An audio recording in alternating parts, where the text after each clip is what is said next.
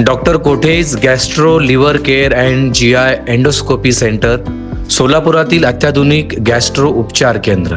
सोलापूर महानगरपालिका निवडणुकीत प्रभाग क्रमांक 13 मधून भारतीय जनता पार्टीच्या सर्वसाधारण महिला उमेदवार अंबिका चौगुले यांनी प्रचारात निर्णायक आघाडी घेतली असून जनतेतून भाजपच्या विकासात्मक धोरणांना मोठा प्रतिसाद मिळत आहे.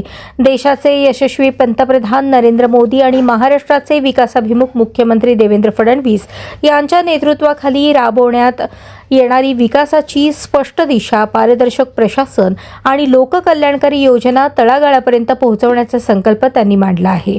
सोलापूर शहर मध्य विधानसभा मतदारसंघाचे लोकप्रिय व दूरदृष्टीपूर्ण आमदार देवेंद्र कोठे यांच्या सक्षम मार्गदर्शनाखाली अंबिका चौगुले यांनी प्रभाग 13 साठी ठोस विकासाचा आराखडा मांडला आहे.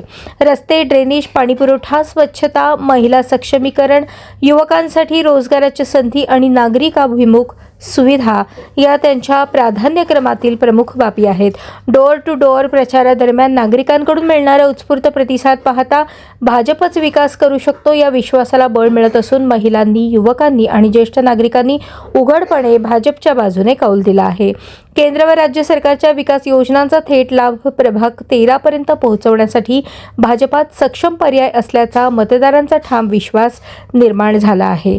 एकूणच मोदी फडणवीस यांच्या विकास मॉडेलवर विश्वास ठेवत प्रभाग 13 मधील मतदारांनी भाजपच्या विजयाचा निश्चित केला असून अंबिका चौगुले यांचा विजय आता अटळ मानला जात आहे.